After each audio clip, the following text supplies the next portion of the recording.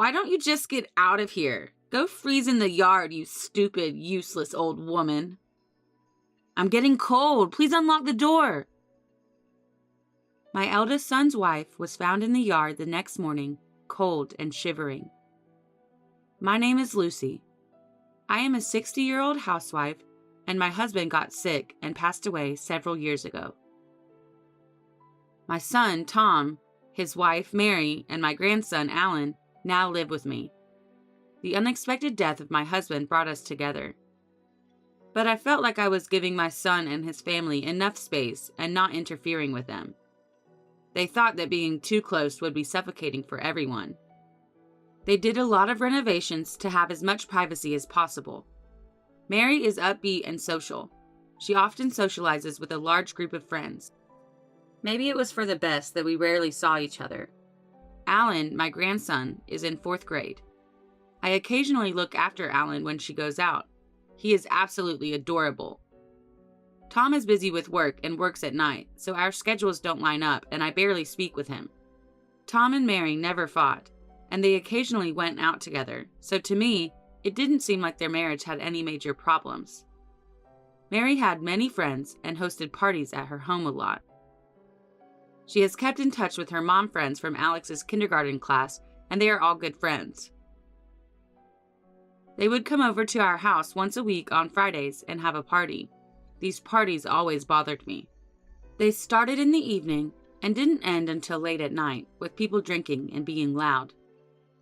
Her friends' husbands would occasionally come over and get drunk too. They didn't care if Alan got sleepy or hungry, so Alan would come to my room a lot when he was bored. One time, an ambulance was called because a drunken friend of hers slipped and fell into glass and was covered in blood. Another time, a fight between couples became so heated that they were on the verge of calling the cops.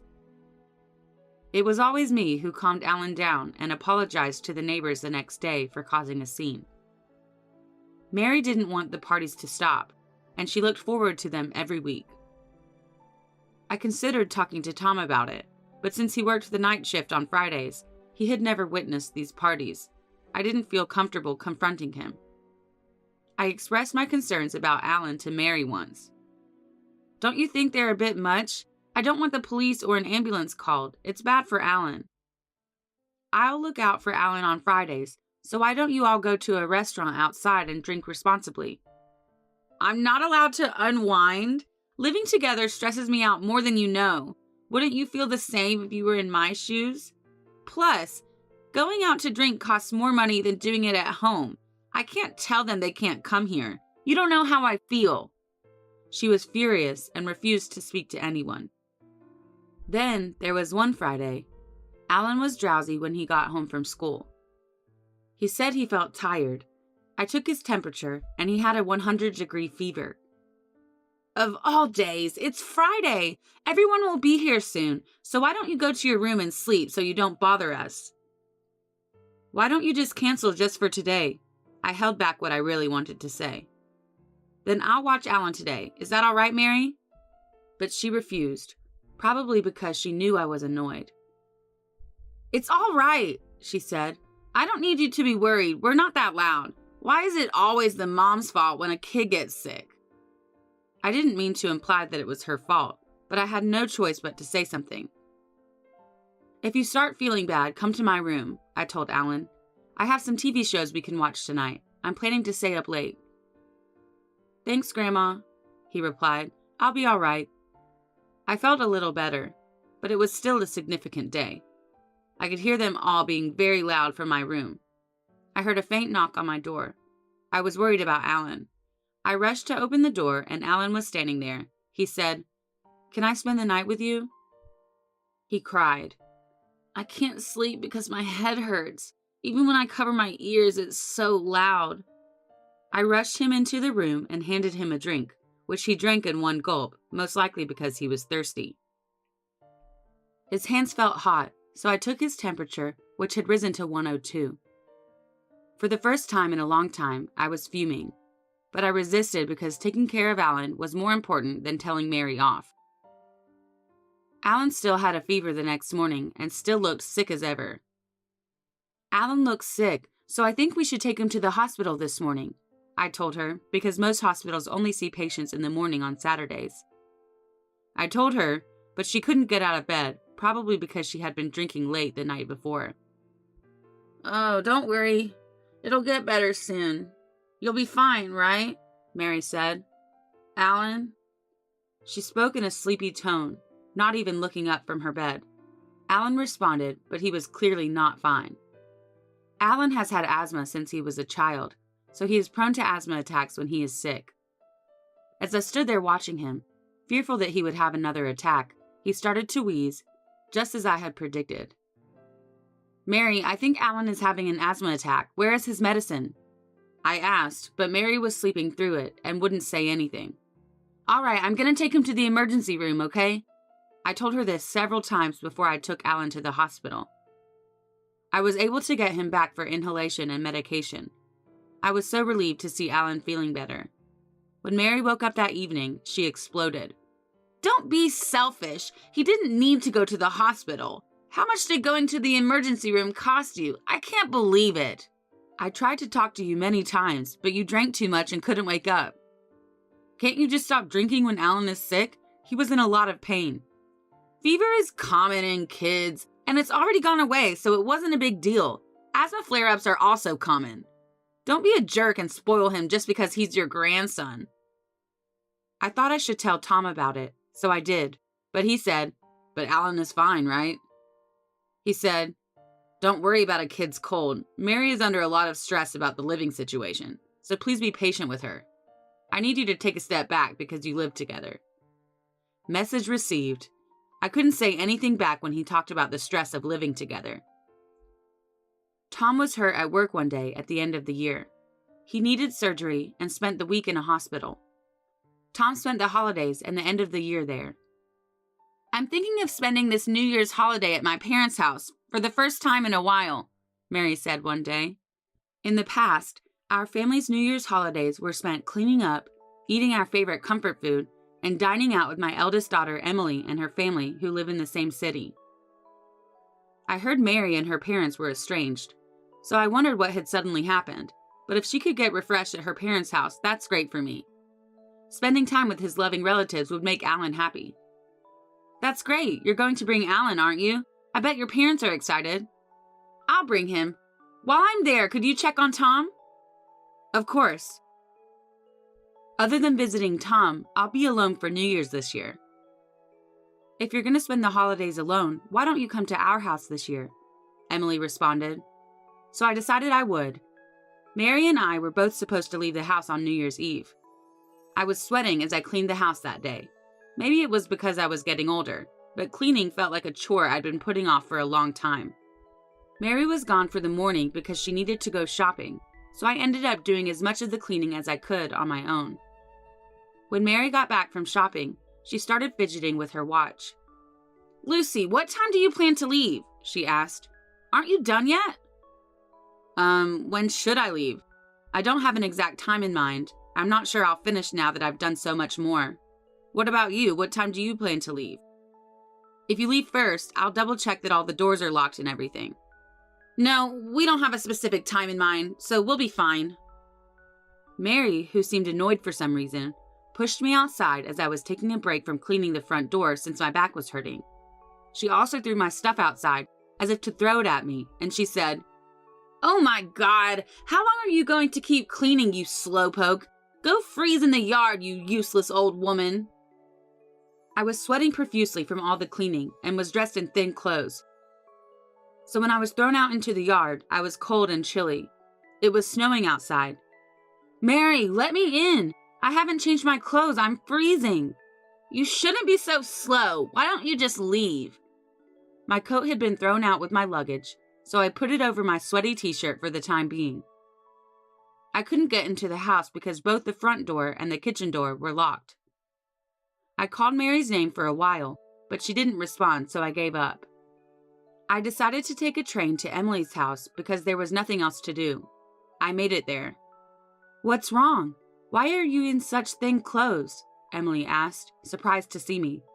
Get inside. You'll catch a cold. Have you seen Bob? He was worried about you because it was snowing. So he headed to pick you up. He said he texted you. Only then did I realize I'd left my phone at home. Emily's son, Bob, is a college student. I felt bad for him because he'd driven all the way there to pick me up and we missed each other. Emily texted Bob and told him that I came by train. Then Bob told us something shocking. I called you several times, but you never returned my calls. Then I heard a ringtone coming from inside the house. I assumed you were sick, so I went inside on my own. The front door was unlocked for some reason. I found your phone in the living room and figured you weren't there, but then I heard noises coming from upstairs. I went up because I thought maybe it was a robber. It makes sense that Bob would think it's a robber since the door was unlocked. Then I noticed Mary and an unknown man hugging in the bedroom. What? Mary headed to her parents' home with Alan. I was taken aback and froze for a minute. They jumped off the balcony into the yard, wrapped in a comforter. So I dashed after them and looked around the yard, but I couldn't find them. They escaped. You let them escape? I don't think they got hurt because of the bushes and the snow on the ground. I locked the second floor door and was about to leave when I heard a noise from the next room and saw Alan. Alan was small enough to hide behind Bob. Sorry, my mom told me not to leave my room until after the new year. Alan was sitting in his room, surrounded by a bunch of sweets, bread, and juice. I brought Alan here because I thought he'd have more fun and be more comfortable here. I made sure to lock the front door. The key is under the flower pot. I'm glad nothing has changed since I was a kid. You did a good job of shutting the door. Mother, I believe it's time to discuss the future with Tom. Let's play some games, Alan. The two happily exited the room. I'm not interested in Mary's affair right now. They can talk it out or do whatever they want, but I can't forget what she did to Alan. We spent that night relaxing with Emily and the others because it was already dark. Emily, Bob, and I went back home the next morning. We chose to leave Alan with Emily's husband. When we got home, we noticed a figure at the front door. It was Mary. She was barefoot and trembling, wrapped in a comforter. Ah, there she is. You locked me out! Mary shivered in the cold and chattered her teeth. We went in the house so Mary could warm up. At this point, I couldn't even speak to her. Eventually, I broke the ice once Mary stopped shivering. I heard from Bob. Who were you with on the second floor? What are you talking about? You've got the wrong person. And Bob, what are you doing breaking into someone's house? Why didn't you press the intercom button? I noticed a pair of men's shoes near the entrance. But are those Tom's? Let me ask him. There was a thief in the house. I was about to start a fight when I was surprised. It was a close call. That's a big deal. I guess we need to call the cops. Emily took out her phone. Stop! I see what you're doing. Okay, you caught me. So who the hell is that man? Mary lowered her head and didn't respond. Didn't you jump off the balcony with that man? What happened to him? Where is he? He left a long time ago. Mary was surprised to be abandoned by the man she was having an affair with. And she spent the entire night barefoot, wrapped in a comforter, and he had left and gone home. Oh, he left you? How sad. Mary's face became flushed, like Bob's words struck a nerve. How could you not take care of Alan? Did you plan to lock him in the room while you were having fun? I'm not interested in your affair, but I just can't forgive you for what you did to Alan. I agree with her. He's in 4th grade. He can be alone just fine. I may be his mother, but that doesn't obligate me to prioritize him in my life. I have things I want to do as well. Just because he's my son doesn't give him the right to interfere. This caught me off guard. Emily, Bob, and I were all speechless by our rage and shock. Tom will be released from the hospital shortly. Alan and I were to stay at Emily's house until then. The day came for Tom to be released. We decided to have the discussion at our house, but I didn't want Alan to be there. Mary may say something hurtful to Alan. I decided to let him have some fun with Bob. I asked Bob to play with him. Emily, you're here? What's wrong? Emily told Tom the facts in a straightforward way. What do you mean, Mary? Is this true? Well, you were busy with work, and I was lonely. Please accept my apology. Mary, did you lock my mother out of the house in the snow? No, that's not it. And what about locking Alan in the next room for a long time while having an affair? Tom, Mom told you about the Friday night parties, didn't she? Why didn't you and Mary discuss it? I'm not sure how to go about it. The most important thing to remember is to never be afraid to ask for help. I'm tired from work too, and it's been a pain, and I'm sure Mary has a lot to say about living with Mom. You two are a perfect match. You both run away from problems and take the easy way out. Do you ever think about others? You two should talk about it and decide what you're going to do together. You're both adults. But you have to think about Alan. I won't let you turn your back on him. They decided to divorce a few days later. Mary was ordered to pay child support and alimony to Tom, who had custody. Mary admitted everything, and the divorce went smoothly. We never found out who she was cheating with. Mary refused to say anything, and Tom was too busy establishing a new life for himself and Alan to worry about it. But 3 months later, the other man's family found out about the affair, and we learned who he was. To my surprise, the other man was married to one of Mary's mom friends. It was one of the men who came to the Friday night parties sometimes. He and Mary continued their relationship after she and Tom divorced. The reason she easily agreed to the divorce was because she didn't want anything about the parties to come out. I don't understand how she could keep dating a man who abandoned her in the snow while she was freezing. Mary stayed with him even though she had to pay child support and alimony. The other man's wife demanded alimony and that she distance herself from him. Then I kept thinking about how the front door was unlocked that day. They were both too focused on the affair and had forgotten to lock the door. Bob would have rung the intercom if it had been locked. I told Bob that even if the door was unlocked and he suspected there was a burglar, he shouldn't have gone in, because he could have been attacked. Because I was worried about Grandma, he explained. Those two would have been surprised if the cops showed up out of nowhere and caught them cheating. I'm not experienced enough. Because, well, you know, he's a bit of a jerk, but he tries to make everyone laugh, and he treats Alan like his own brother. Mary had a lot of friends, and word of the affair spread quickly to everyone. She left the area, most likely because it was hard for her to live in the same city. Apparently, the group of friends harassed them quite a bit until they moved. They are living a life they can't afford in a new place. They have to spend money on Alan, pay alimony to Tom, and pay alimony to his ex-wife. Mary is at odds with her parents and is working tirelessly with no help. She called our house once. "I'm so sorry," she said. "I'm lonely and I'm suffering because I don't have anyone to turn to. Please forgive me. Please help me." Oh, it was one thing to want to see or talk to Alan, but it was another thing to want to avoid responsibility for what she had done. The kids of Mary's mom friends bullied Alan for a while because of Mary. Tom was able to talk to their parents, and the kids fixed things amongst themselves. But I wonder how much it broke Alan's heart for his mother to disappear and then be bullied by his friends. I thought about telling Mary how hard it is for Alan, but I doubt she would care. "Is that all you want to say?" I asked. "Don't contact me." That's all I said before hanging up the phone. I moved in with Tom and Alan. There have been ups and downs, and there will be more downs, but we will work together to overcome them. Tom also cut back on his work hours and began spending more time with Alan. I'd also like to thank Emily and her family for their help during all this. Emily said many things I should have said. Bob loves Alan, and the two became like brothers. I hope he will be raised right in a warm family. I'm glad I get to watch him grow up.